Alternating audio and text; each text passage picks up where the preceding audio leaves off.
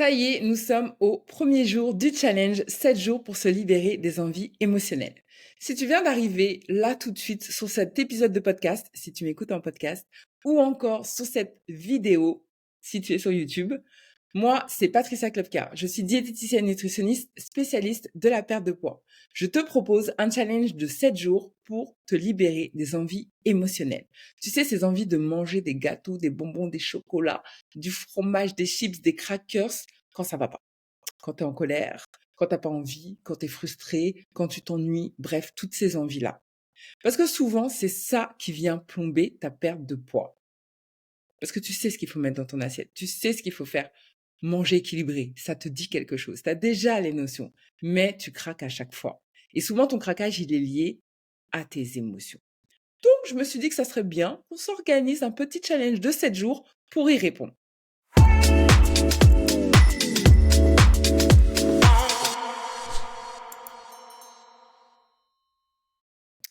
On va aller droit au but. Ça va être des épisodes assez courts, assez concis, mais que tu vas voir pendant 7 jours. Alors, déjà, première chose, je t'invite à t'abonner maintenant sur la chaîne YouTube ou sur le podcast pour être sûr de ne rien louper. Tu actives les notifications. Comme ça, tu seras au courant du prochain épisode qui sort demain. On est d'accord, on a 7 jours. Ça va être une série de 7 jours de vidéos.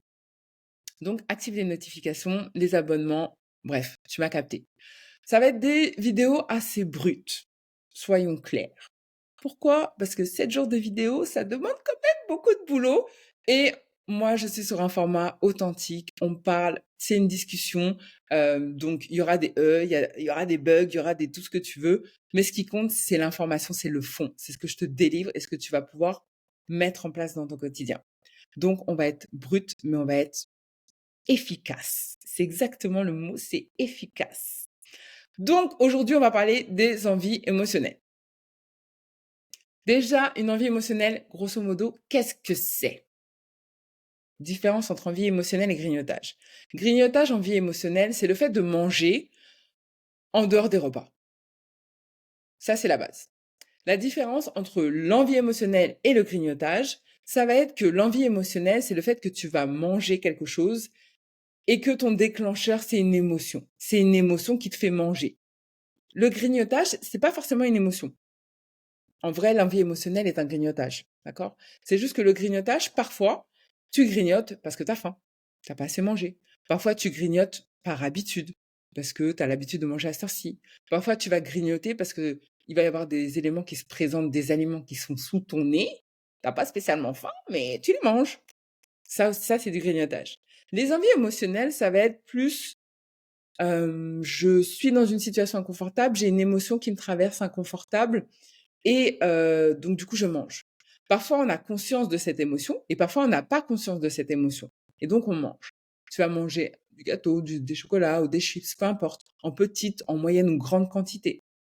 Tu peux avoir parfois un effet compulsif, mais c'est pas forcément systématique. D'accord? Mais ça, c'est les envies émotionnelles. Moi, aujourd'hui, je m'attaque aux envies émotionnelles. Pourquoi? Parce que elles sont vraiment centrales dans ton comportement alimentaire. Et souvent, quand tu cherches à perdre du poids, ce qui vient enrayer ta perte de poids, c'est vraiment cette gestion des envies émotionnelles.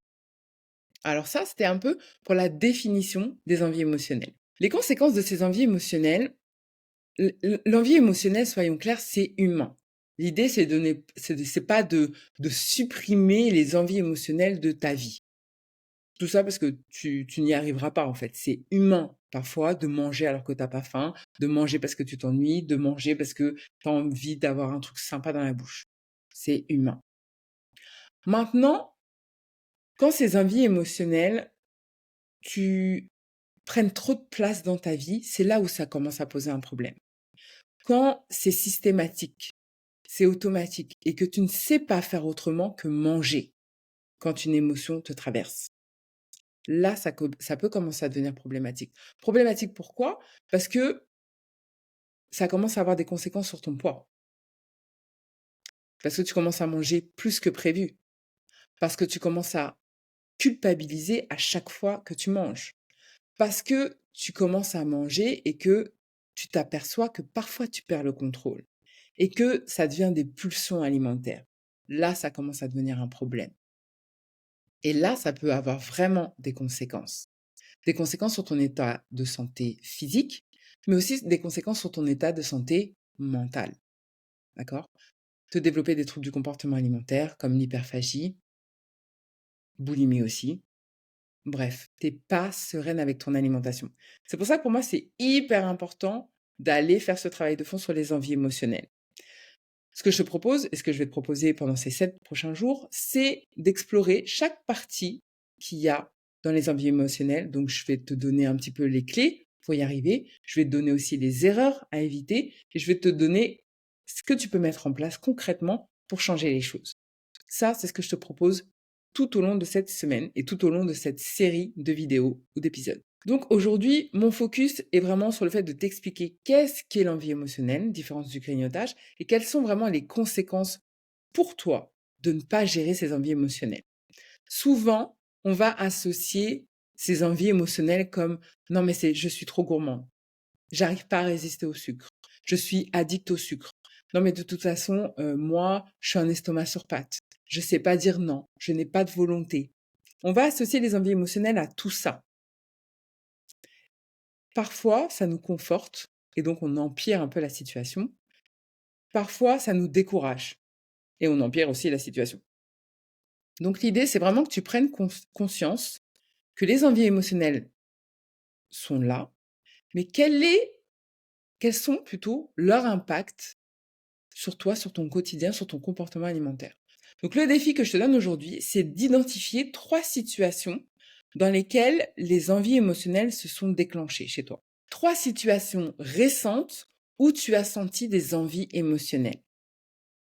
Tu peux me le partager en commentaire, tu peux m'envoyer un DM si tu le souhaites, ou note-les sur un petit carnet que tu vas dédier à ce challenge pour commencer à observer. Observer ton comportement alimentaire, observer quelle est ta relation avec les émotions et l'alimentation. Voilà pour le premier défi du jour. Si c'est pas encore fait, abonne-toi à la chaîne pour ne pas louper les prochains défis. Tu peux me laisser aussi un petit commentaire, ça fait toujours plaisir. Et on se retrouve demain pour un nouveau défi. Bisous. Bye bye.